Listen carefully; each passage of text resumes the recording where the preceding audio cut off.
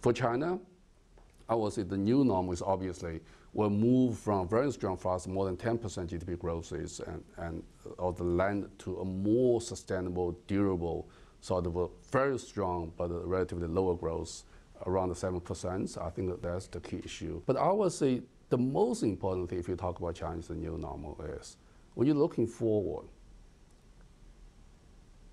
a lot of discussion today in China is focused on sort of debt issues, local debts, shadow banking. I think those are the legacies. Those are issues had for a while. But the key issues, we need looking forward, looking for the futures. What's the futures for China?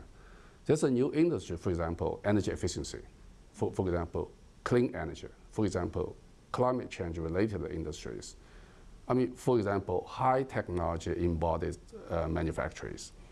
I think those are the new areas for China move in and will lead the Chinese manufacturer go forward.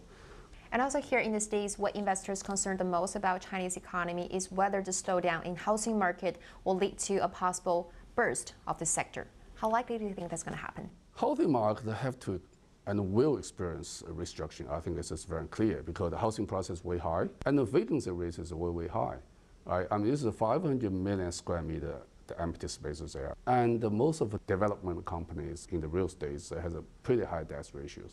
So I would say the whole industry restructuring is inevitable. But the key issues is a lot of concerns whether they will have a hard landing. I think the few things we have to look into that. The first issues, in China, demand is still there. There's 100 million people moving in the cities from rural areas, still looking for the housing, right? There's still another 100 million people who were moving into the cities.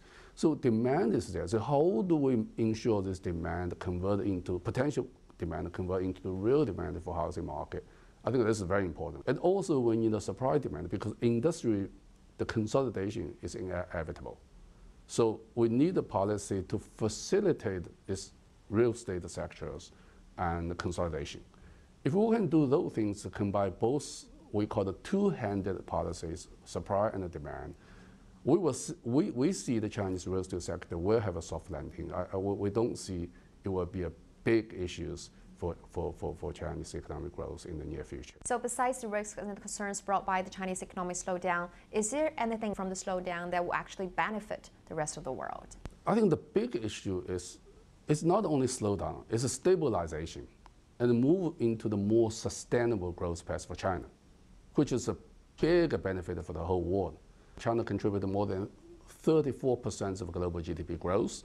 So China moved to a more sustainable, a stable growth path.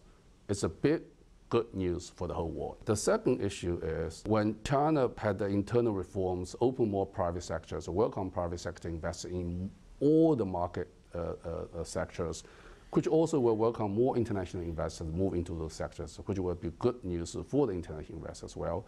And the third, also very important issue is when China do the internal structure change, reduce investments, and push the consumption up, which will create another the business opportunity for all the other partners as well, and which obviously will have the impact on the restructuring for the other commodity export partner for China. But do the structural reform also will be good for them as well. And finally, very briefly, the IMF has warned China should rebalance from depending on export and investment.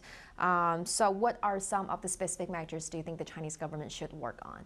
I think the further open the service sector, which is very good. We thought in the past 18 months, service sector really blown up. Support SME, have a real policy support from financial sector, from tax policies. I think it's also very important. More policy support on the consumption side will be very important as well.